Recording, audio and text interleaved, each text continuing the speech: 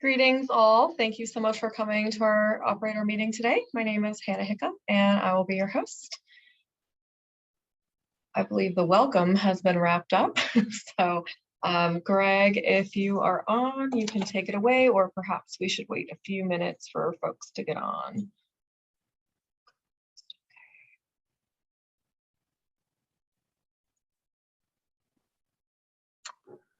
Hi, Hannah. Hi, everyone. There's only a few folks on, so maybe let's give it a little bit more time and let people join. I think the number's still climbing.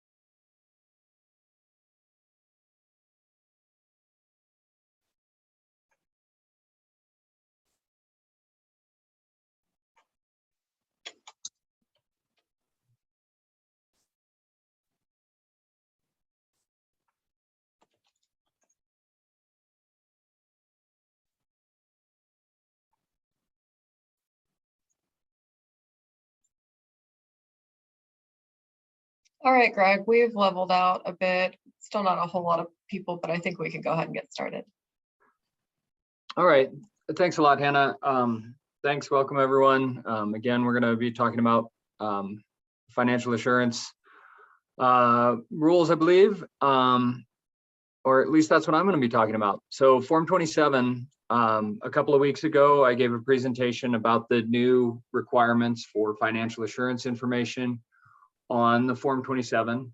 We've had numerous additional questions since then, and so I wanted to provide hopefully some clarifying information just on what we are looking for there. We've received several formal questions. Hopefully some of those operators are here today that have provided those questions, and this will help guide you guys on filling out those new data fields. So I don't have a presentation, but just so a little bit informally, what are we looking for? the rules require information about financial assurance and comprehensive insurance. So assurance and insurance to be provided and reviewed on the Form 27. So we want to see a description of the operator's insurance, including their total amount per occurrence, to make sure that they have the $5 million per occurrence as required by Rule 705B. That information should be simply stated on the Form 27. We also want to see any information about financial assurance, particularly as it may relate to the project for which the Form 27 is being provided. That's not necessarily stating that an operator has to have specific financial assurance to cover an individual project for what they are submitting a Form 27. But if an operator only has a limited number of assets and a high number of environmental liabilities and a small amount of financial assurance, that may trigger a discussion internally with the director to determine whether or not additional financial assurance should be required for that operator.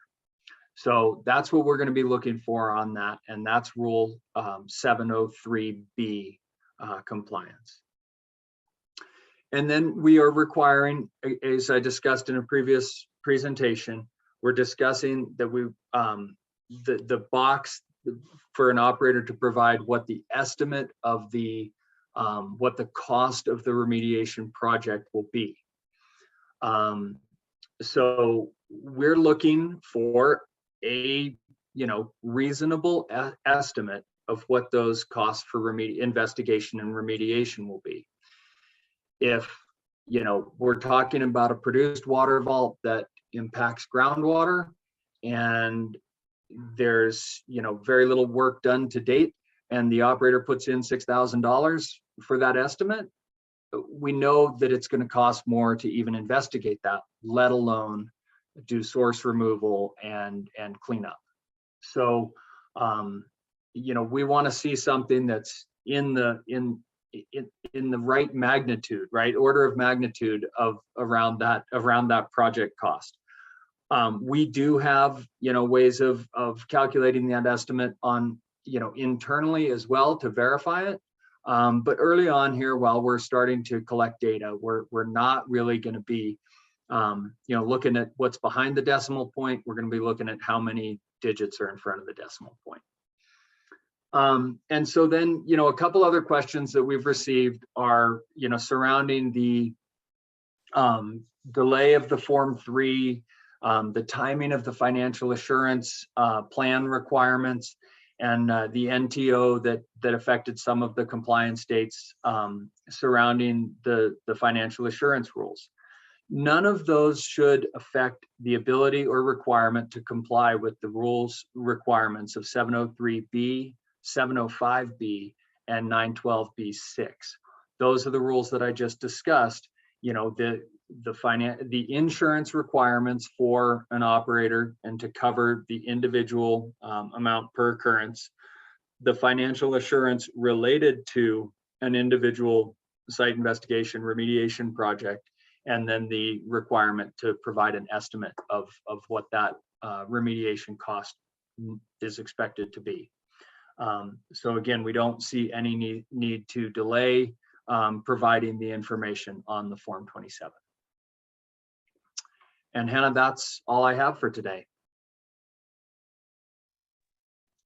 Great, thank you, Greg. Next up, we have Jane with the new well information on the website, and we'll start off with the Form 1B. Let me just pull that up real quick.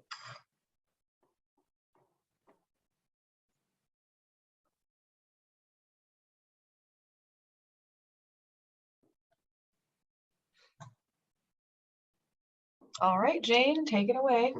Thanks, Hannah. Good morning, everybody. I know everyone's waiting patiently. Thank you for the release of all of well, several new forms. The Form 1B, the annual registration form, we are really hopeful that we will have this ready for some operators to do beta testing early next week. And then as soon as whatever glitches are encountered by those testers and getting those resolved, then we would release the Form 1B for everyone. So I'm going to show you what the Form 1B looks like, just in preparation. And when it is released, we'll probably go through it again, but just to give you a heads up. So next slide, please, Hannah. So the Form 1B is going to be in the new eForm system. And that's the system that the Form 8, the quarterly levy payment, was released in, I think, just a couple months ago. So it's not going to be in web forms. It's going to be in the new eForm system. And you'll be able to access that right here in these quick links on the home page. And then Hannah, next slide, please. And then, of course, the 1B will be added to the forms page, and there'll be a link there to take you to the new eForms system. Next slide, please, Hannah.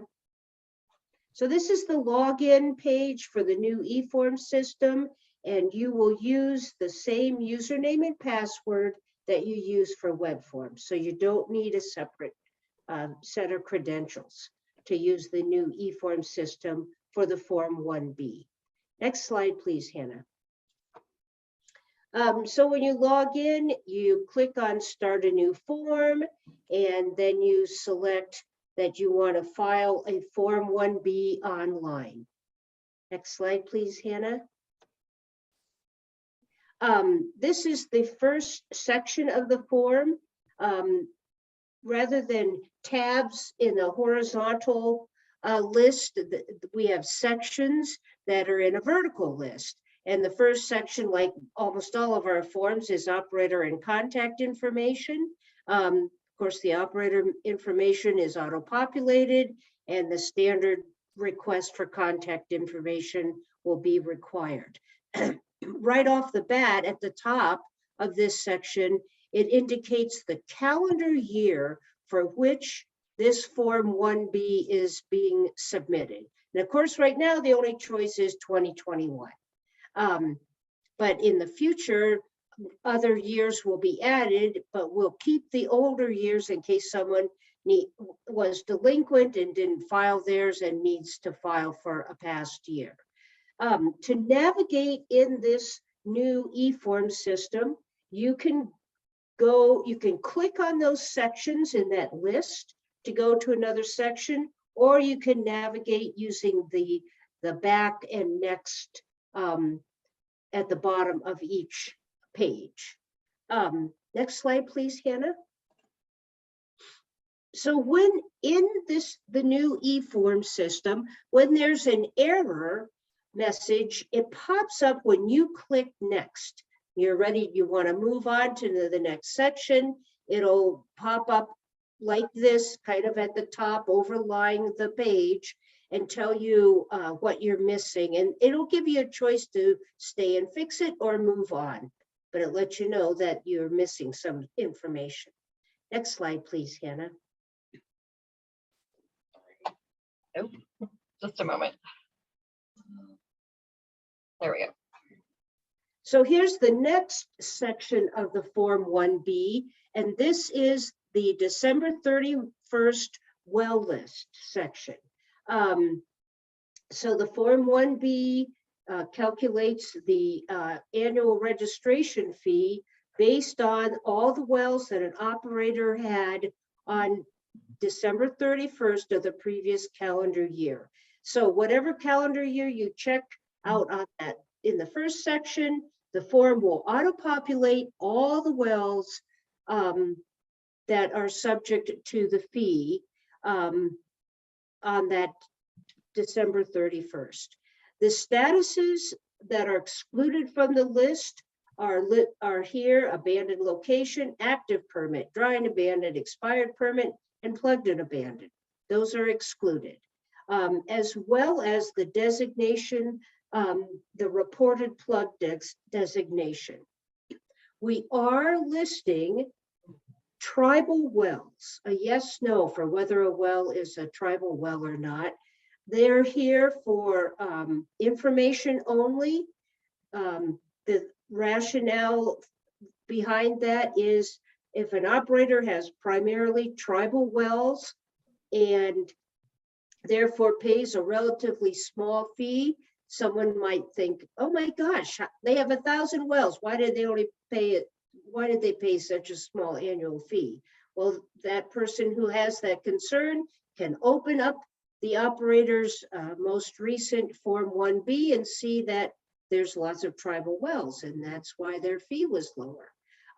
Transferred wells on a Form 9 that's pending on December 31st are, oh my gosh, sorry, it says are included. They are not included. No. They're included on the seller's Form 1B. They're not included on the buyer's Form 1B. I'll edit this slide so when it's posted, it's clearer. You'll see that the list is, the number of wells that's displayed is pretty small, but you can click through the pages at the bottom to see the entire list. You can also export the list to Excel or to a PDF, but you do see the form totals up all the wells, in this case 180. Next slide, please, Hannah. So this is the annual registration fee section. All of this is auto-populated and auto-calculated. It shows the calendar year for the form. It shows the operator's aggregate GOR for that calendar year. It shows the operator's average daily per well production. And then depending on the GOR, whether that's measured in equivalent barrels of oil or equivalent MCF of gas. And then based on the average per well production, it auto-populates whether the fee is $225 or $125 per well. Then it just gives a breakdown of the statuses of the well, as all these things are required by the rules to be included in the form as a snapshot. The tribal wells are totaled up and they're subtracted. So if you remember on the previous slide, the total was 180, only 111 are subject to the fee because 69 of them were tribal. And then the form calculates the fee. And then the form takes that calculated amount and auto-populates it in the electronic payment system. Next slide, please, Hannah. So this is the notice of insurance renewals and changes in the Form 1B. So if an operator has any liability insurance information in the database, it'll auto-populate right here. And the operator needs to verify that it's current, accurate, everything. You cannot edit this information. All you can do is click not in effect. And that removes it from the rest of the section. We're going to have 3 slides to show this whole section. So if it's just no longer in effect, you don't have that policy anymore, it expires, you click not in effect. If something here is inaccurate, then you also click not in effect and you're going to re-enter it in the next section. But please note, because the financial assurance group processes have been paper forever until right now, there's a limited amount of insurance information in the database. So some operators, even though you have insurance, even though you've provided your certificate of insurance to our financial assurance folks, there's not going to be any data here, just because it's been a paper process. So you'll see that the other thing that happens in this section for what's in our database is that it totals the liability insurance amount, summing up each occurrence limit. Next slide, please, Hannah. So this is the next section of this part. And so there's a question. It says, were any renewals or changes to liability insurance made during the previous 12 months? And you check yes or no. If you check yes, it opens this table that's called updated liability insurance. And this is where you enter new data. So you're going to check yes if you're one of the operators who has no information in the database. So the section above was blank. You're going to check yes if the data that was there is wrong and you clicked not in effect. You're going to start over and put in the correct data here. If there's missing information, like maybe there is some stuff in the database, but you have something that is missing, or if you have new information like a renewal or a change, you're going to add that here. And so in this slide, you only see one line in the table, but each time you click add insurance, it will add another line, and you can put multiple lines of information. And then whatever you enter here, the form is going to total anything left above that was still in effect and anything you enter here for the total liability insurance amount. There are two check boxes for the certifications that you are making that are required by the rule regarding your liability insurance. Next slide, please, Hannah. And then you will need to attach certificates of insurance for any of the insurance information that you have entered. It says for any updated policy, but the financial assurance folks would really appreciate if you, because their process has been paper, they would appreciate it if you could upload anything that's listed as still being in effect right here. And again, there's only one attachment here, but you can upload as many as required, certificates of insurance.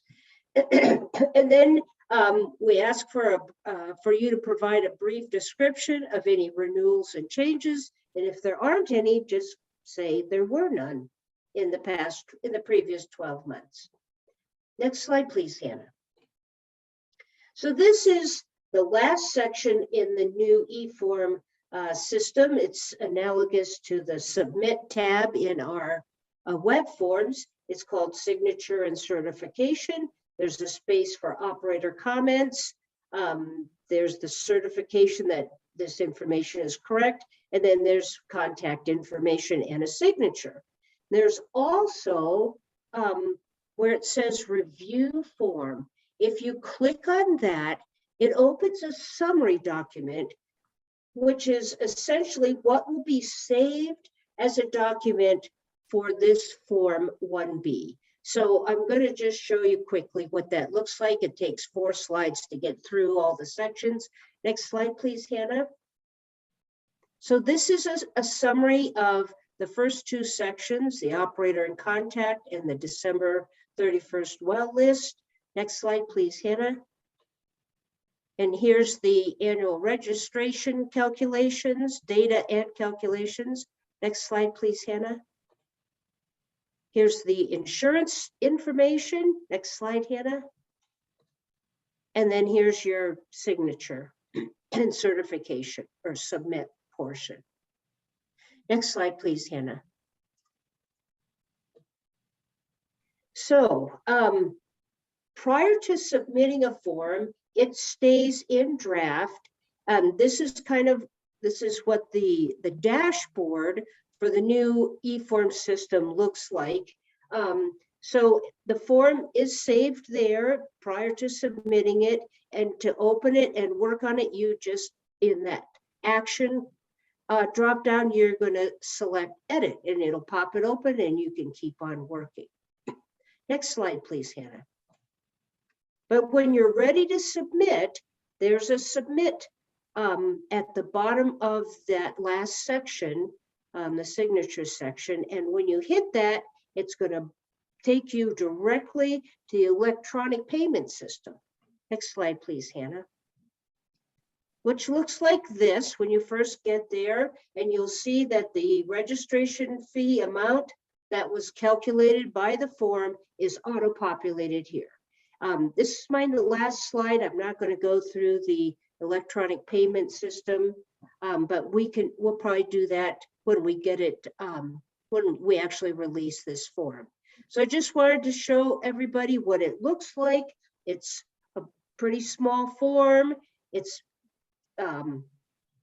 has a lot of automation and auto calculation in it. So you're not calculating or coming up with your list of wells. The form's going to take care of that. But in preparation for filing this, you should be looking at your liability insurance information, get your certificates all lined up and ready to add to the form. So that's all I had on the Form 1B. Again, we're hoping to have it ready for some select operators to beta test first thing next week, and then to release it shortly thereafter. So next one, Hannah. Just one moment. Almost there. Okay, Form 6A, right? Yep. Great, take it away. Thanks, Hannah. You're the best driver. Okay, next slide. So the status of the 6A is the same as the status of the 1B. We are hoping it'll be ready for beta testing early next week, and then hope there aren't too many glitches and will be released for everybody shortly thereafter. So the Form 6A is used for three different purposes. One is to designate wells of out of service.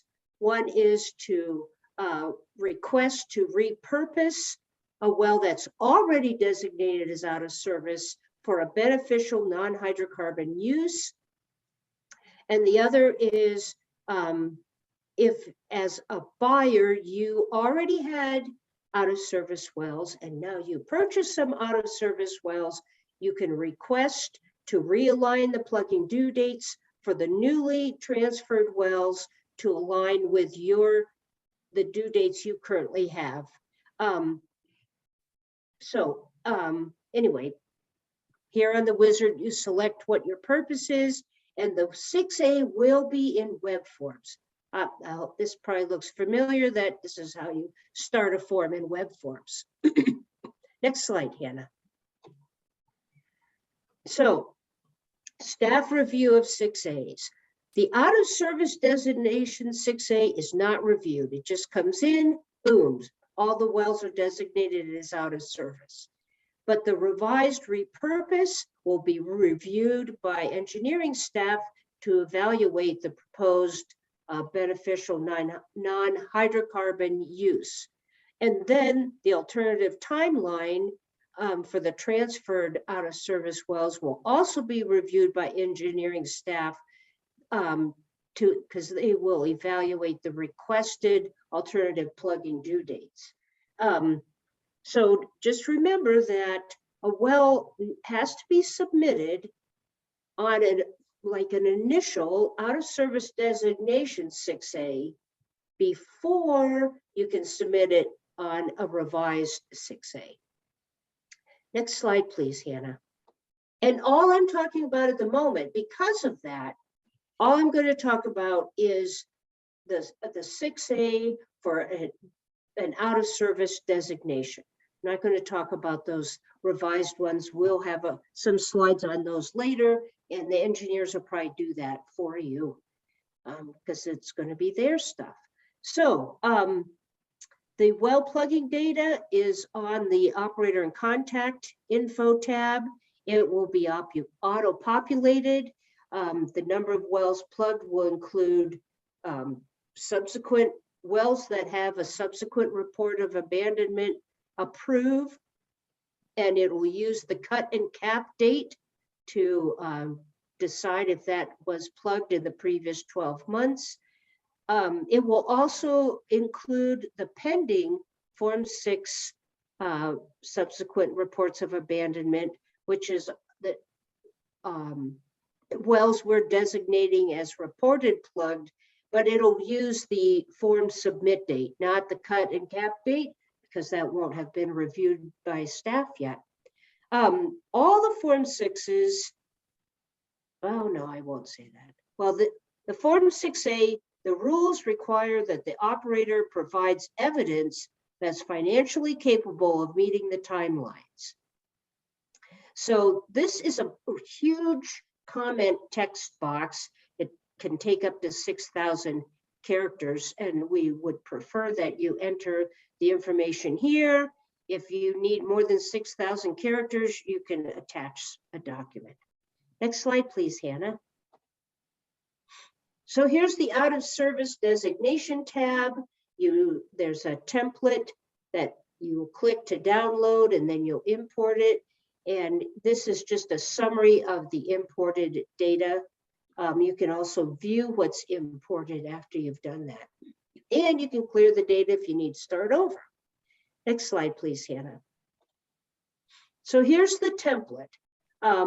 These are all the things that are required by rule. The well name and number are going to be auto-populated. You can leave them blank, but all the other information will be required in order to successfully upload your list of wells to be designated as out of service. Next slide, please, Hannah. If you click on view, this is what it looks like. The X's are no's, the checks are yes, because almost all those data fields are yes, no, yes, no. Next slide, please, Hannah. So here's the attachments tab. When you upload your Excel template, the form will automatically attach it. So there's no need for you to attach your list of wells. It's called EDD designation, that automatically created by the form. Again, if you can't explain your financial capability in 6,000 characters, you can upload a separate document. Those other two attachments do not apply to an out of service designation 6A. Clearly, one is for the alternative plugging date and one is for the beneficial repurpose. I think there's one more slide, Hannah. Yes. So a plugging due date is automatically assigned to every well submitted on a Form 6A if it's an out of service designation form. The rules explain that that's determined by the submit date of the form and until December 31st, 2023, the number of wells on that particular form. So this is just a screenshot with some highlights right out of the rules. If as an operator you submit, 3 forms with 200 wells on them, you will have the December 31st, 2029 plugging due date. We don't aggregate them across multiple forms. The rule is pretty clear that it says a form 6A that contains.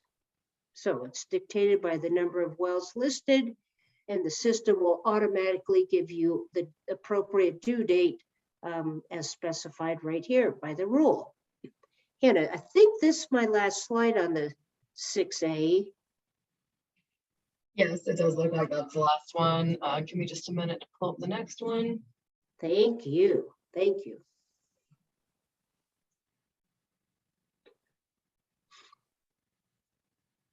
All right.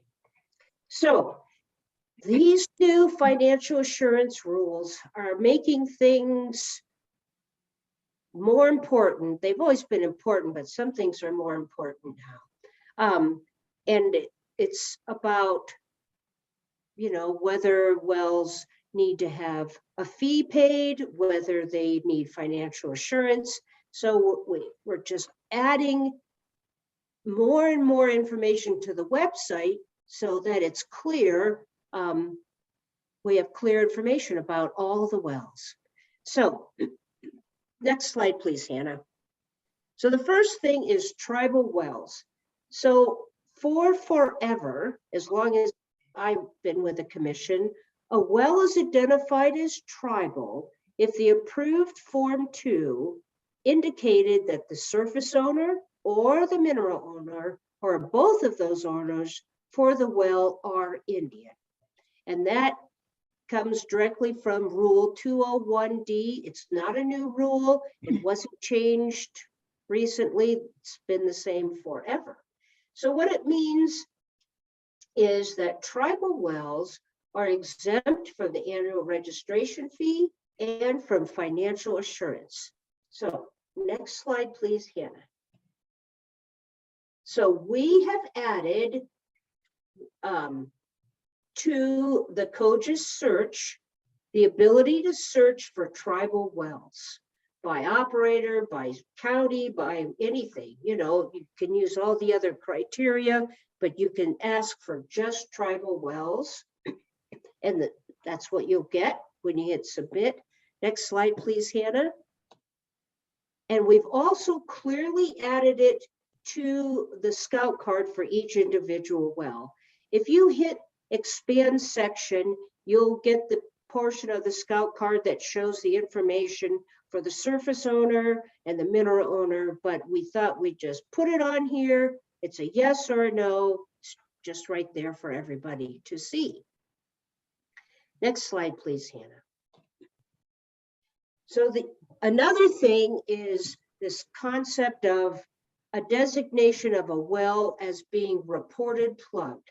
And this is to look at the number of wells that have been plugged. And the operator has sent in their subsequent report of abandonment, Form 6, but it hasn't been reviewed yet. Like all of our forms, there's a significant backlog of these, but the fact that whether a well is plugged or not is one of the factors to determine if there's a fee due or if you have to provide financial assurance. It's now more important to identify those.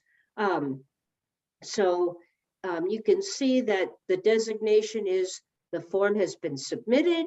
It's not been approved yet. It is still pending, and we will use the effective date as the date that that form is received. So next slide, please, Hannah. So again, in the COGCC search, you can search for reported plugged wells, just like you can search for any of the other designations. And next slide, please, Hannah. You can also search, And you can also see on any individual scout card whether that well is reported plugged. So in this case, you'll see that the status of the well is still temporarily abandoned. The status will not change to plugged and abandoned until that Form 6 is approved. That part's not changing. We're just adding this designation so that anyone looking at this well knows that the operator has sent in their 6 subsequent, and it just has not been approved yet. Next slide, please, Hannah. And the last thing is the new designation of out of service. Again, it's triggered by the submitting of the Form 6 out of service designation, and the plugging due date is assigned by rule. The effective date is the 6A submit date. And for operators who will have financial assurance plans for options 1, 2, and 6, these wells are exempt from financial assurance. Next slide, please, Hannah. So you can search for them in COGCC, and you can look at the scout card. Next slide, please.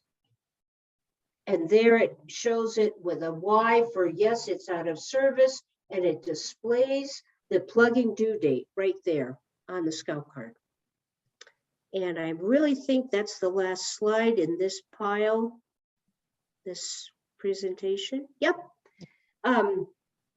So these slides will be posted in our operator guidance page. I hope it gives you some nice previews of these next two forms that we hope to get out soon. And to just show you all this new information that has taken on a new level of importance. And so we've added it at various places in the website. Great, thanks, Jane. Yeah. Unless there was something else. It looks like we've got a couple questions, so I'll go ahead and read those. And then folks, if you have more questions, just chat those in. Was there, I'm sorry, Hannah, was there an NTO clarification that was on the agenda, or did we do that? I missed it. Oh, I'm It's- sorry. We didn't do it yet. Oh, sorry about that. Go ahead, Jane. I thought that's what that I think Jarrett was going to help me and read it as a question. Oh, Absolutely. Thanks, Jane. Thanks, Uh, Jarrett. Give me 1 minute here to pull up the question. I had it ready and then clicked something else. Okay, so we received a question regarding the NTO. If an operator is now submitting their Form 3 on September 15th instead of July 1st, should the information be based on the 12 months prior to July 1st or on the 12 months prior to September 15th? Thank you, Jarrett. So the answer to that question is, when you sit down and start building your Form 3, which we've talked about some, it's a gigantic form, that's why it's not done yet. It's all automated, almost 100% automated. And so you sit down, you log in, you start that form, boom. It's auto-populated with whatever is current for you as the operator on that day. That's it. And if you start your Form 3, and then, maybe you're an October operator or December due date operator, and you don't submit it right away, you're probably going to want to delete it and start a new one closer to your due date. And because it is so automated, it's not going to be a big deal. Thank you very much. Thank you, Jared. And thanks to whoever sent us that question. great, thanks. Okay, so now we'll move on to the other questions.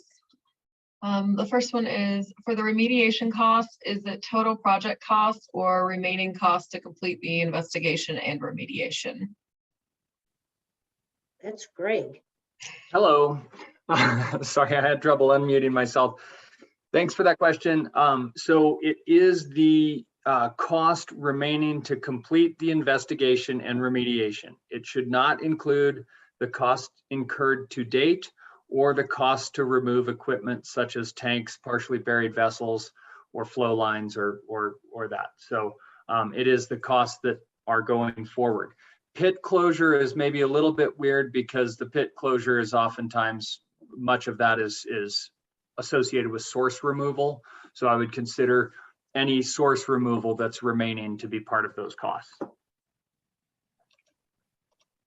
Thanks, Greg. I believe the next one is for you as well.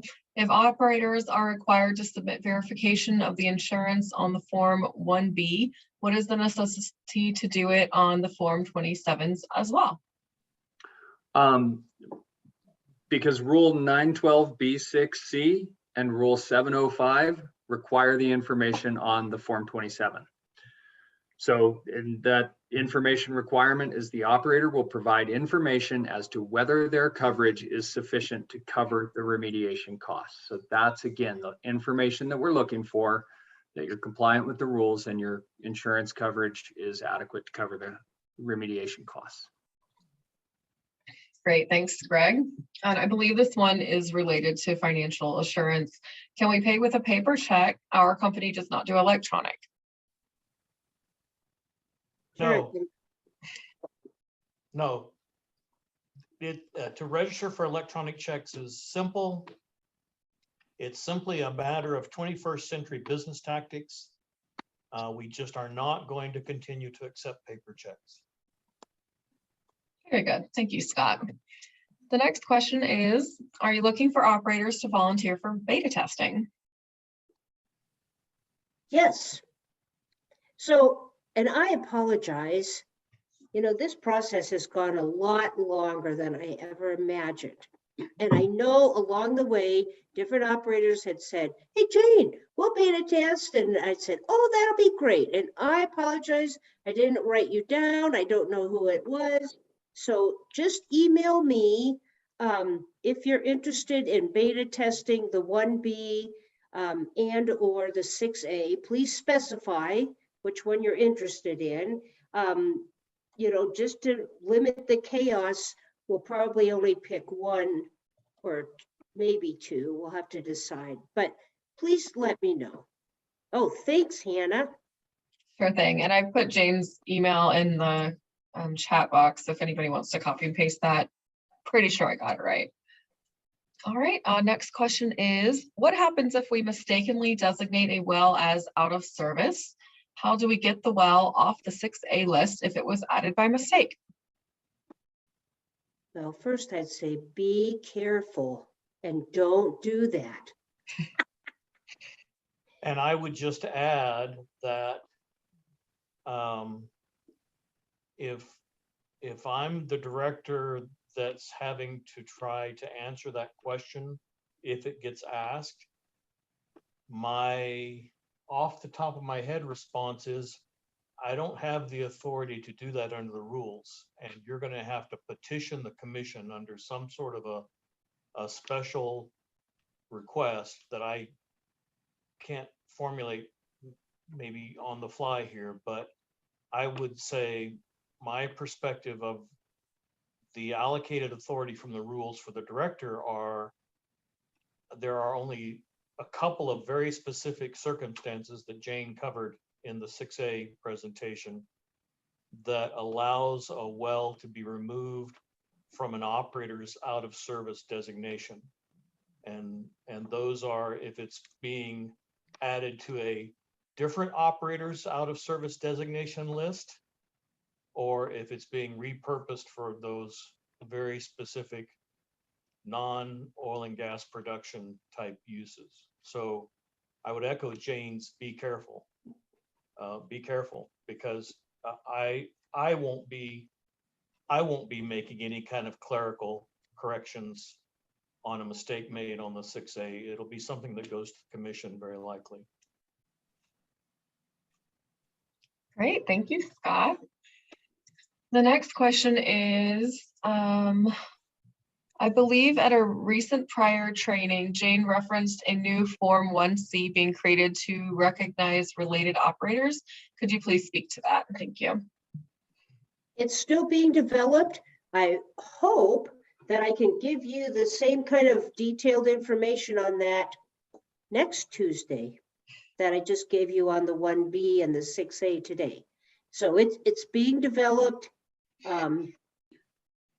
I haven't tested it yet, so I hope to have it, that it's the developers get it to me to test this week, and then I can tell you all about it next week.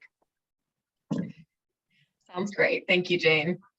The next question is, would Jane please expand on how the out of service wells apply to each of the financial assurance options? Yeah, sure. So the rules are very specific. You know, the 702 rules that go 1, 2, 3, 4, 5, 6 to spell out all the options. In options 1, 2, and 6, it clearly says excluding out of service wells. In options 3, 4, and 5, it says all wells. That's it. It's that simple. Great, thanks, Jane. And I'm not seeing any other questions, but we'll give folks just a minute. Here's all of the but- next. Oh, go ahead. Well, let me expand a little bit on that. So for options 3 and 4, those are the plans in which the Form 3 will calculate the total amount due, and then the rules allow for annual contributions over the course of a number of years. And it explains that, you know, by plugging wells, operators get credit toward their total amount due. So just read those rules carefully to understand how that's going to work. Thank you, Jane. And there was some clarification about the can we pay with the paper check question that was in regards to the annual fee. I'm guessing that doesn't change anything though, that they would still need to sign up for the electronic situation and not send a paper check for that. Correct. Okay, Jarrett, you said that you had a question. You can say it. Sure. Yes, we recently received an anonymous question, so I just wanted to touch on it here. The question was, with the submittal of the financial assurance plans being delayed until September 15th, until that's available, how should a new operator file a transfer of operatorship and file a new OGDP or Form 2 application? The response to that question is, a new operator should register with their appropriate Form 1, Form 1A, and other documentation, such as the certificate of good standing from the Secretary of State, their required insurance certificates, et cetera. And you can touch base with Debbie Lutz for all of that supporting documentation that's required. So you should go ahead and submit that. And then once the Form 1 is approved, the operator will have a valid operator number. At that point, they can submit an OGDP if they are wanting to submit an OGDP. As a condition of approval of that OGDP, the commission may require financial assurance before the operator may break ground on the locations. When the operator then submits the Form 2s to request APDs, if the OGDP is approved, the APDs may include a COA requiring financial assurance plan within a specified number of days of the APD approval. For transfers, once that operator is registered, if the items that the operator wishes to purchase via transfer are not wells, then they should submit the required financial assurance at the time that they file the Form 9. So that would be for gas facilities, produced water transfer systems, et cetera. If the transfer does include wells, the seller can submit the Form 9 intent once the buyer is registered and has an operator number. However, the buyer will not be able to submit their Form 9 subsequent until that Form 3 is available later this summer. Great, thanks, Jarrett. And can you also send me the question and answer so that I can put it in the question and answer situation? Absolutely. Thanks. And we haven't received any other questions for quite some time, so I think this is probably the end. I have listed all of the future meetings. Next week's meeting is a regular meeting, and then the 3 after that will be financial assurance focused, as long as we have enough content to make a meaningful meeting. Otherwise, I'll send out a cancellation notice. And otherwise, it looks like that's it. If you would like to get on the operator email list, please email me at this email address, and I will put you on that list. You should be receiving something on Friday or maybe even Thursday with the agenda for the meeting on Tuesday, the 12th. All right, well, that looks like it's it. Thank you so much, everyone, for being here, and I hope you have a great day. Thanks, Hannah. Thank you. Thanks, Hannah. Thanks, everybody. Thank you.